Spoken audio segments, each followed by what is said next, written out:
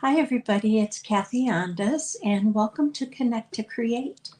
Now, if it's your first time with Connect to Create, this is a joint venture between myself and a fellow teammate, Pat Fairless from Fairless Stamp and Flair. And the whole goal of Connect to Create is to bring you a short video on techniques or tips each week that you can incorporate into your stamping, card making, or paper crafting. So July has been World Watercolor Month, and all month we've been bringing you different watercolor techniques, either for backgrounds in your stamping or card making, or how to actually color your images. And last week, Pat did some organic watercoloring with you, which I loved. And this week, I'm going to show you how to do some detailed watercoloring with inks. So I am going to switch this over to my desktop camera and we're going to get started. Okay, so hopefully you can see and hear me well. We are going to do what we're calling detailed watercoloring. And to do this, I chose to use the Hand Pen Petals stamp set. And I'm going to use an image. I'm going to use this image from this stamp set. When watercoloring, it's always good to have an image that's outlined like this so that you can fill the color in within the image. So we're going to use this stamp today. Now, a couple things about watercoloring. You want to use for your best, to get the best effect, you want to either use the Fluid 100 watercolor paper, which is what I'll be using today, or you want to use the Shimmer White cardstock.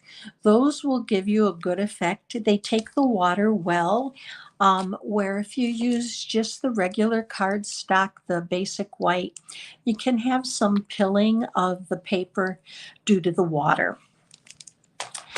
So we are going to start off with this image, and I'm going to, for a minute, talk to you about the inks. Now, when you're watercoloring or using any water-based product, you want to use StazOn ink. And this is the jet black. I think it also comes in saddle brown through Stampin' Up.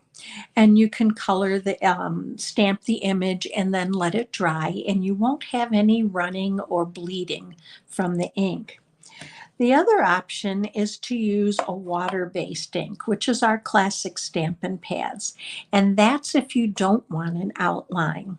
So today I am going to use Sahara Sand because it's going to give me a very light outline in which to follow to color. And then we're going to go ahead and let it dry. So let's go ahead and stamp this first. And then I'll talk to you a little bit about the watercoloring while this image is drying. Okay, so I want to give this a good press to make sure I have a decent outline to follow. And I do. Let me bring that up a little closer for you to see. Let me set that down and pick this up. Okay, so here's the image, and I'm just going to set that here and let that dry for a minute. And then I'm going to talk to you about watercoloring. So watercoloring, obviously you need some water, and I'll be using our water painters from Stampin' Up. They come in a set of 3. You get a wide brush, which I believe Pat showed you last week for the organic watercoloring, a medium size, and then a fine point, which is what I'll be using today. Now the barrels do hold water, and this has a little bit in it, but I find when I'm watercoloring, what I do is I have this children's little egg crate plate, and I fill it, each one or little 2 of them, with some water, and that's what I use to control the amount of water on my ink. Now, depending on the amount of water that you add is the color you're going to get. And what I like about watercoloring is you can use 3 inks and get 9 different colors out of it, because the more water you add, the lighter you get.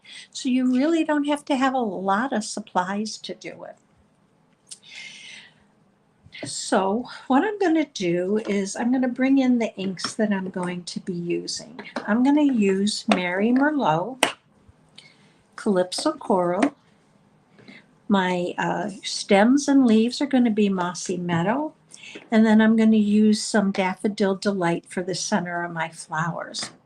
Now, when I'm picking colors, I usually pick from the colors if I'm using designer series paper so that they match. And I am going to show you a finished card in the end that will, which is where I got my colors from. So 2 ways to do this. I like to use my acrylic blocks, and I simply take the block, I make sure they're clean, and I simply press it into the stamp pad and I pick up the ink. Now, another way to do this is to use your re-inkers, and this one's Calypso Coral, which is one of the colors I'll be using. You can actually drop a drop or 2 of ink onto your acrylic block and then just add water to water it down a little bit. I also keep a paper towel nearby because that's what I use to take some of the water off, depending on how much I want for my color. And I guess let's go from there. Okay, so right here I have Mary Merlot, and I want to just go ahead and you can see me kind of washing the color out a little bit. And what I want to do is I'm going to take, and I usually take my darkest color, and I'm going to see if I can bring you in just a little bit closer here. And I'm going to start at the base and I just go up. And you can see this is pretty dark. And I'm going to even water it down a little more. There we go. And I'm just going to go ahead and I'm going to bring in my color. And I typically like to bring the dark in. That's where I'm going to do my shading. And then I'm going to add a little bit more water. And you can see I'm watering that down. And I'm going to pull the color through. That way you'll see that I'm getting 2 different colors from the same ink, same color ink, because I've watered it down. Now, when I'm going painting, I go in one direction. I don't go back and forth on the paper because that really kind of breaks down the fibers of your paper, and you're going to see the pilling of the paper. And then because I used the Sahara sand, because I didn't want a lot of outline, I'm just going to bring some of that in. So let's go back in and let's go on to our next petal. Now I will say, I kind of take my time in the watercoloring. I really enjoy watercoloring. For me, it's relaxing. And I like taking my time to see what I can bring on, or how I can affect how my image is going to look. So this one's dark, and I'm just going to try to bring in this a little bit lighter.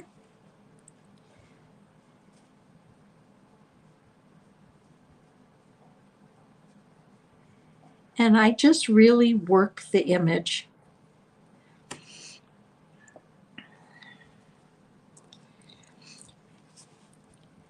Now, you can add color. Now you can see here I added a little bit more water because I wanted to show you how you can get a lighter effect from the same color. And you can see I'm just pulling this through. Now, if I want to add a deeper color on this, or even a second color, You want to let this dry before you do that. And I'm going to show you that. We're going to go on to another petal and let that dry. And I'm going to come in and then add some dark to that, down towards the base of that petal.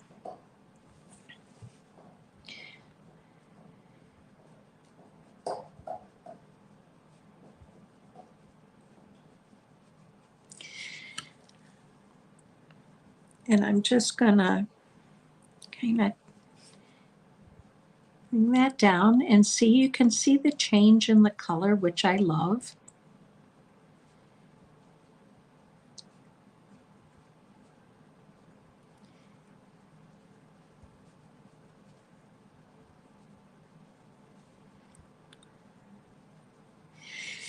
Now, if you wanted to add a second color, say you wanted to use just the Mary Merlot up into here, you can actually add a second color once the base color dries.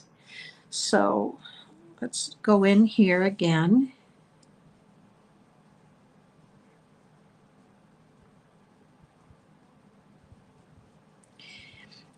And you can see that by not using the StazOn ink, you have very little outline to deal with. And it's really not that prominent. What you notice more is the image, the colored image, and not the outline.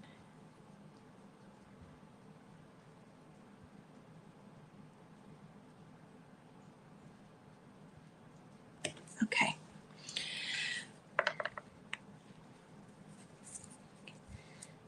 So what I'm going to do is I'm going to switch colors so that you can see.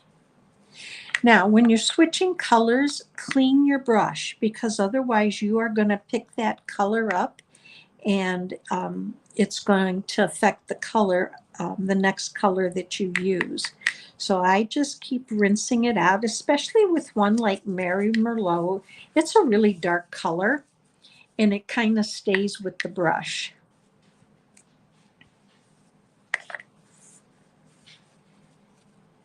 Okay, I'm going to close this up and move this out of the way for now.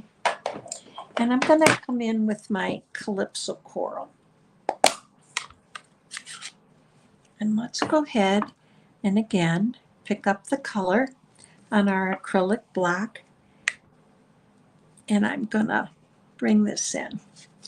Now for here, I'm going to go ahead on this flower and I'm going to pull the darkness in again from the base. And then I'm going to just keep moving out, and you can see my color lightens as I move out.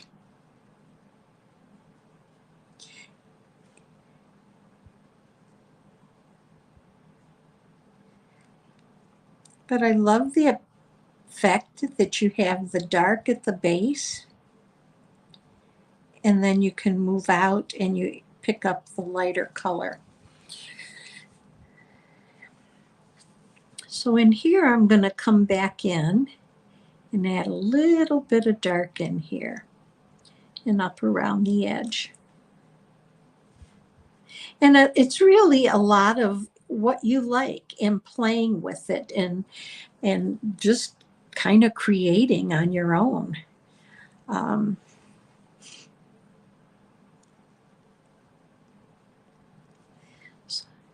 Now I'm not going to do this whole image because we'd be here for almost the length of a whole video, but I am going to show you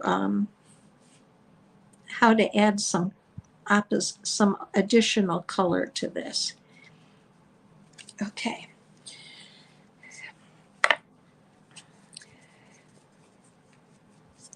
So this is dry now, and I want to add a little bit of darkness to here. I'm just going to come back in and pick up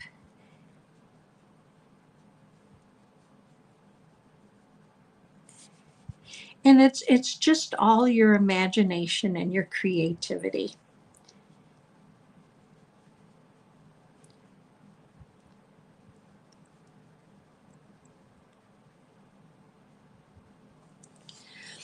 Okay.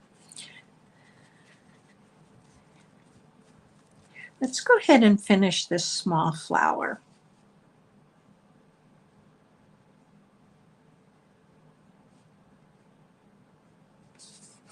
And I'm going to turn it so that I can pull the color towards me.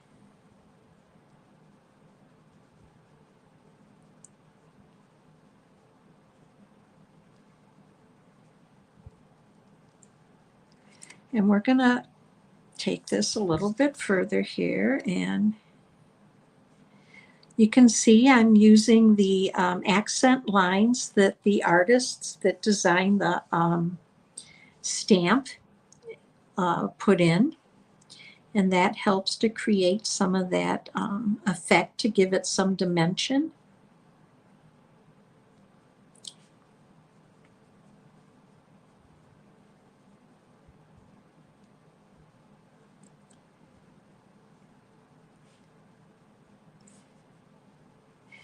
Okay, let's let that dry for a minute. Then I'm going to show you how we're going to come in and add just a little bit of the Mary Merlot to that to give it just a little bit different effect. Now I have a fan on above me, which is helping this to dry. So I am going to water this down so it's really light, and then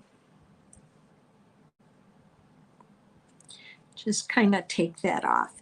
I want to add just a little bit of dimension and color to pick up in here.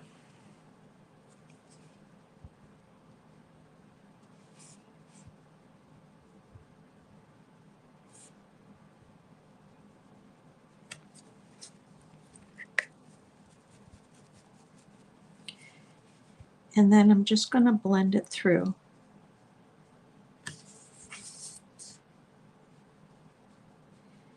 And not very wet. My brush is actually pretty dry. I did wet it, and then I rinsed it off, and then I just wiped it on my paper towel. So there's the flowers, and I'm going to move this off, and we're going to come in with the yellow for the center of the flower.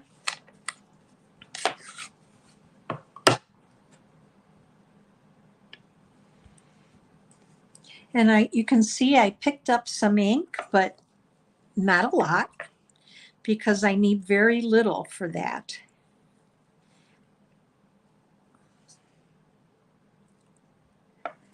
Okay, so I'm just going to come in here, and this is dry again because I do have a fan above me to help dry quickly, so you'd be able to see this for the video.